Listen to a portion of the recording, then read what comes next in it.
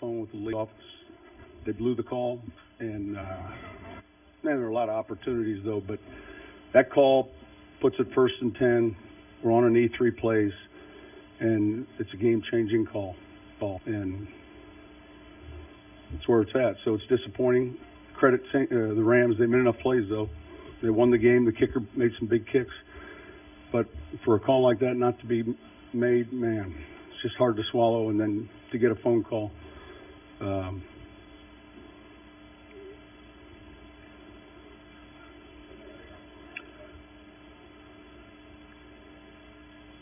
Someone turn that off a little bit.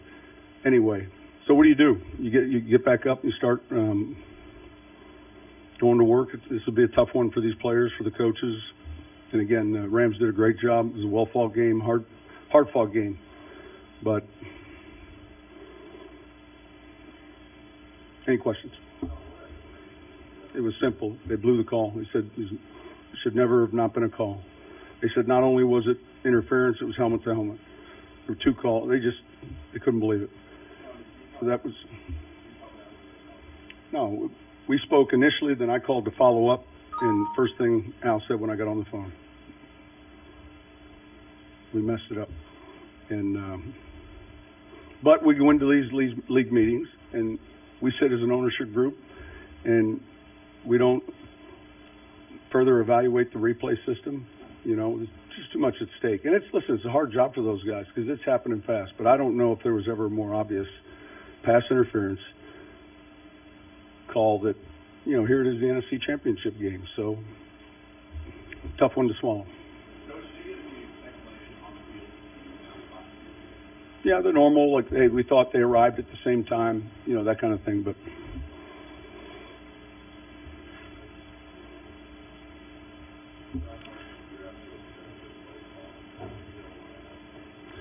a little bit. Look, we knew the last 7 weeks this team had really shifted defensively to more of a zone principle. So there was a lot more zone coverage, some brackets. But his concussion affected us some, and yet, you know, it's part of the in-game process of dealing with it. But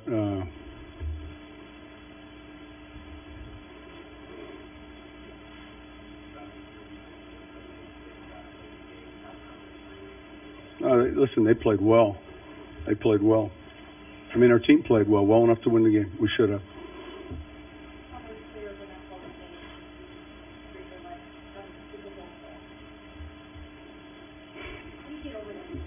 Listen, it's tough to get over it. My problem with it was I just don't know if we were playing pickup football in the backyard, the team that committed the foul. I mean, it was as obvious a call, and how two guys can look at that and come up and arrive with their decision. And it happened though, so you can't dwell on it.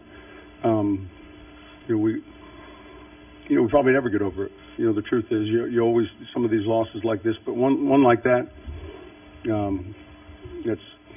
it's too bad. It's disappointing, man. I was proud of these guys. It's been a great season. It's a great group of guys that's worked extremely hard. Man, to come off a tough loss like we did last year, and fight back and put ourselves right in this position, right there in a position inside the 10-yard line to go to the Super Bowl. I'm proud of every one of them.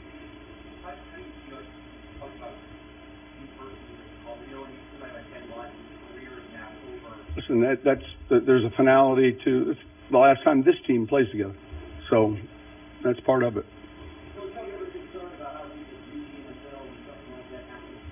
Next question.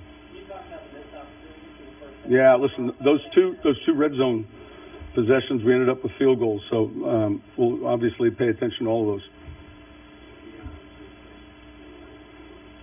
Well, it's hard to see from field level. He got hit as he threw it.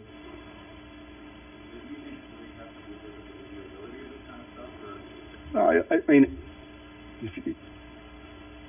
we all want to get it right? I mean, I think we've got the technology where we've got plenty of technology to speed things up.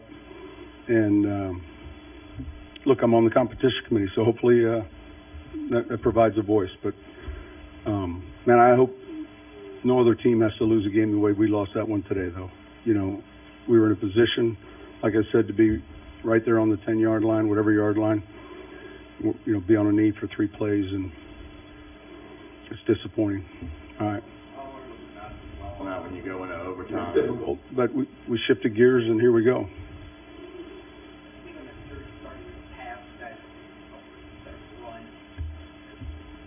Yeah, maybe sometimes we'll start with a run, sometimes we'll start with a pass. I mean, sometimes you run, sometimes you pass. Well, you're in overtime. Is that what you're talking about? Oh, it was a run to begin with, and we got a 0 blitz out of it. It's a good question. I'm sorry. I thought you were talking about the overtime. Yeah. Anything else? No, it was kind of a built-in play to handle some of the. It was a 0 blitz. One more question.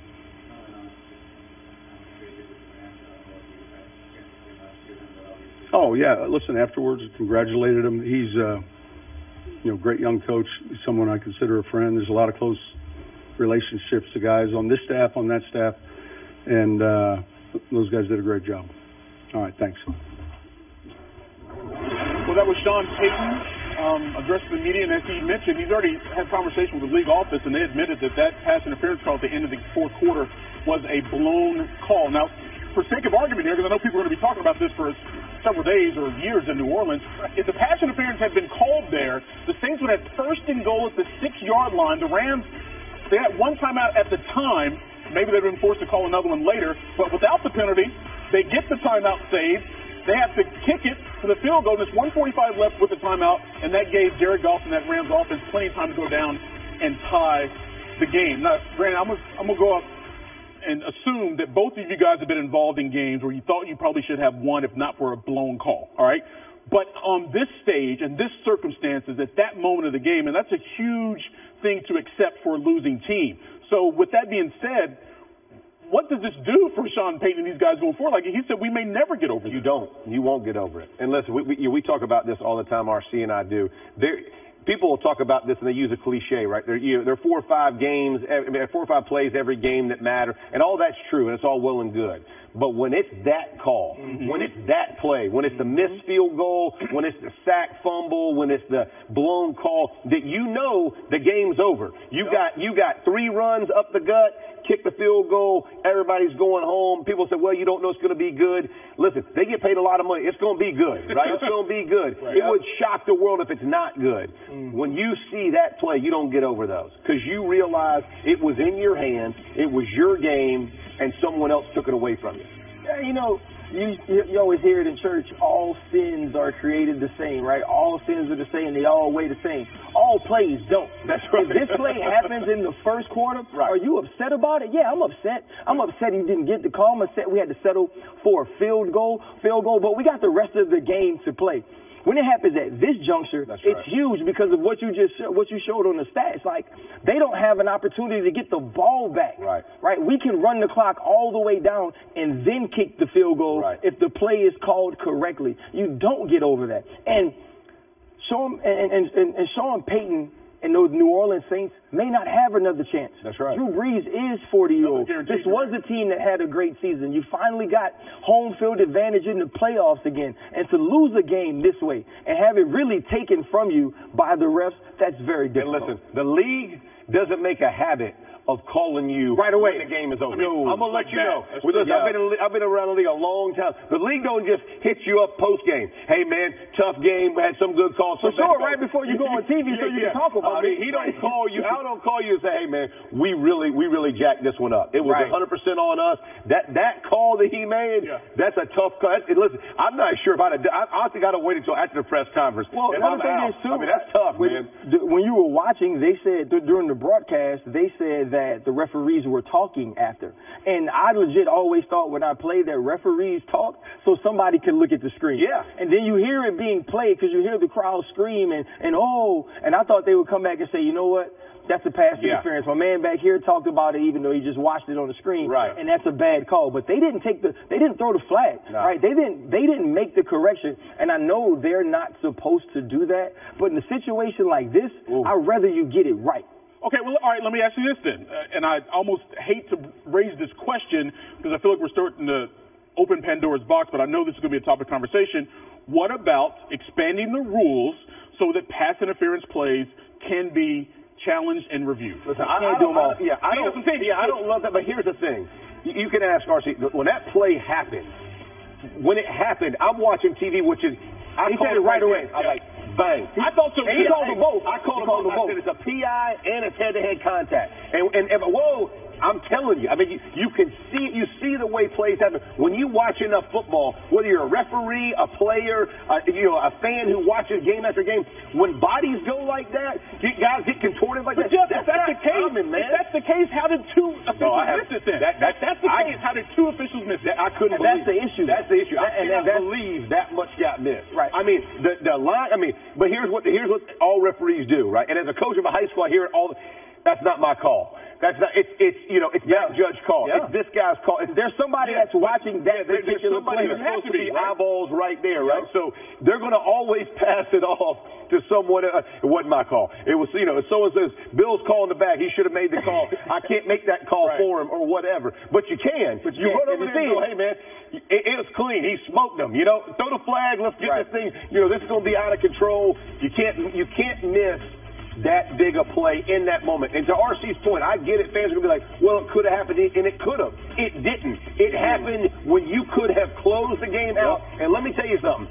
23 knew he was running to make contact. He knew if he don't get there, it's probably a touchdown if he catches it. So he's running to cover. You saw him on the sideline. He knew exactly what he was doing, and he got away with it. That's what happened. He was in a bad position. He was out of position, so he understood being out of phase as a defensive back. I can't look back. No. So he never knew where the ball was. He expected Drew Brees to get the ball there on time, and it would be a bang-bang play. Right. But it wasn't. And you watch after, he freezes. It kind of goes like he goes T-Rex on us with the arms because he's like, okay, are they going to throw it? Are they going to throw it? And they didn't. And I know a lot of times people can watch coaches, and I know all the LA Rams fans will watch Sean Payton and say, stop complaining, you should have scored earlier. But just like we said, though, it doesn't weigh the same. Yeah, and games go through rhythms and flow. Yeah, I put myself and our team put themselves in this position to have that play, which we called correctly, to be called correctly by the officials. Right. And it wasn't. And then now, on the other side of that, you say all that to say the Rams still move on. That's it. Right? The Rams still make the play. Ain't nobody handed somebody else a trophy. Absolutely. The Rams go 45-plus and 55-plus on field goals to win it late in the game. And when you do those things, you do deserve to play in the game. Yeah. But you're never going to be able to tell the New Orleans Saints that they weren't the best team in the NFC this year. Right. No question about it. 23, by the way, Roby Coleman, and obviously you all know the refs are judged week to week, just like players are, so you're assuming they won't be in the Super Bowl. Yeah. No. These are among the higher-level refs in the regular season to get an assignment. AFC refs are moving on. Already. It's a done deal. Already. Here's the money quote. He did say they blew the call twice, but toward the end of the press conference, and you heard the emotion in Payton's voice, he said, no team should ever lose a game the way we lost this game today. You've been in these tough situations. The Saints locker room right now is what? Oh, it's tears. It's real grown man tears, and not the glory Denzel Washington tear. It's because they understand the magnitude of the moment. You're Drew Brees. You're one of the greatest quarterbacks of all time, and this was only going to be your second opportunity to play in that game if you won. And what you can't explain to anybody there now is that there's a next year. Right? Because there's going to be different guys on this team. This team will never be assembled again, and this was their chance. Yeah. Well, we got plenty more to come here on Sports Center. More coverage from New Orleans, including the more interviews, things of that nature. And the AFC Championship game is also underway. But it's that play right there that will live on for quite some time in New Orleans. Sports Center coming back here.